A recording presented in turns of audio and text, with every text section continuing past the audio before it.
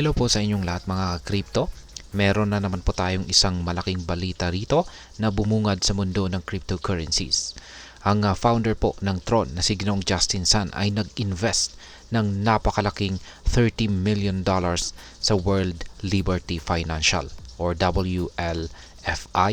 Isa po itong DeFi o Decentralized Finance Project na suportado po ng US President-elect na si Donald Trump. Dahil dito, ang Tron ay naging pinakamalaking stakeholder ng WLFI at inaasahan po magkakaroon ng malaking epekto ito sa industriya ng crypto at blockchain sa hinaharap. Ngayong narito na ang balitang ito, alamin po natin kung ano ang ibig sabihin nito para sa atin bilang mga Pinoy crypto traders at investors. Ayan, pero bago pa tayo magpatuloy, ay nais ko lamang po munang bigyang linaw ang aking disclaimer kung saan ang nilalaman po ng video na ito ay hindi po ito isang financial advice. For education and information purposes lamang po ang layunin nito. Ayan, ano nga ba ang World Liberty Financial or WLFI? At bakit mahalaga ito? Bakit mahalaga ang investment na ito ni Ginoong Justin Sun?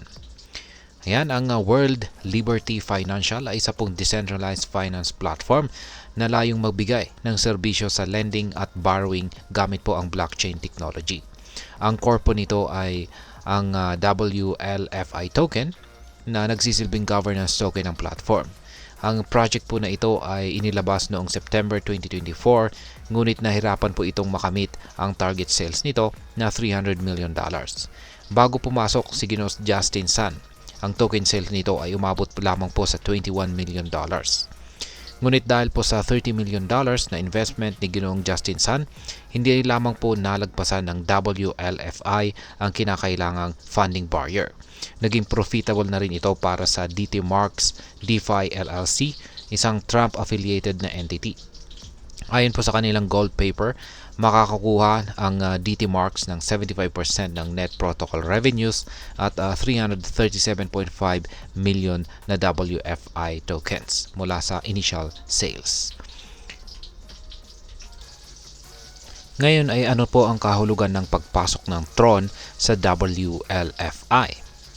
Ang $30 million na investment po ni Ginoong Justin Sun ay naglagay ng spotlight sa WLFI na dati nahihirapan sa adoption rate nito.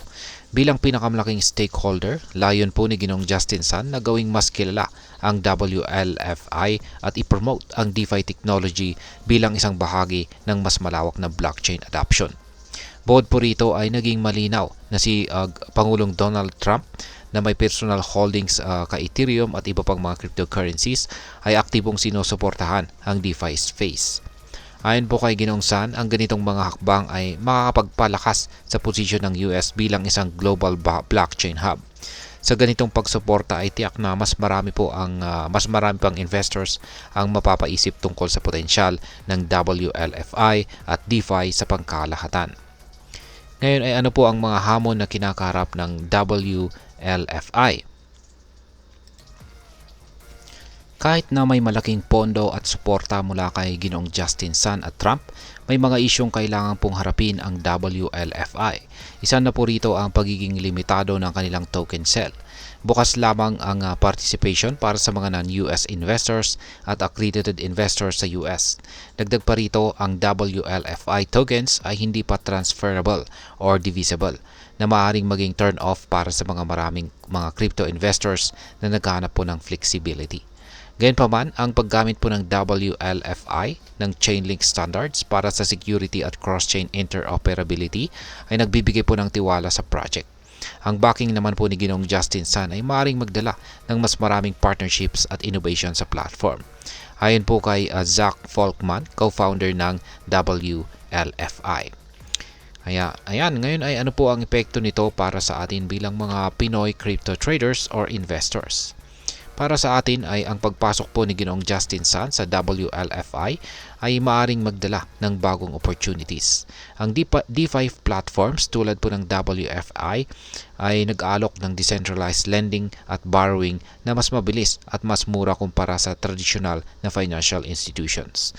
Kung magtagumpay po ang WLFI, maaring magkaroon ng mas maraming DeFi projects na ganito rin ang layunin. na makakatulong sa pagpapalawak po ng options para sa ating mga Pinoy na naghahanap ng innovative na paraan ng pag-i-invest.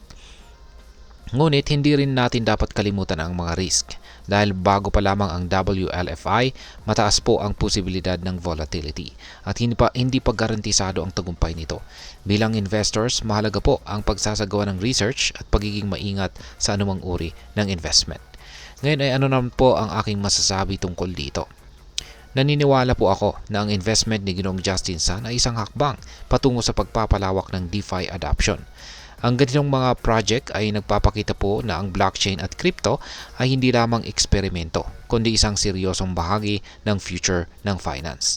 Ngunit ang pagsuporta po kay WLFI ay hindi dapat mabulag sa atin sa mga hamon nito. Ang kakulangan po ng transferability ng tokens at ang limitadong market ay mga bagay na kailangan pong tugunan upang mas mapalapit ito sa mas maraming investors.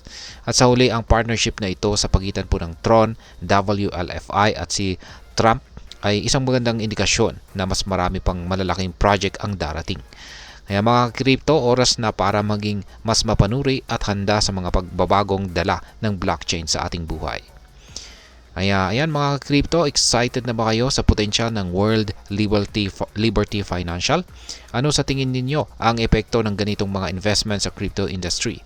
I-share po ang inyong opinion sa comment section sa ibaba at huwag pong kalimutang i-like, i-subscribe para sa mas marami pang balitang crypto. At ayan, marami pong salamat sa panonood. Ingat po tayo lagi at God bless po sa ating lahat.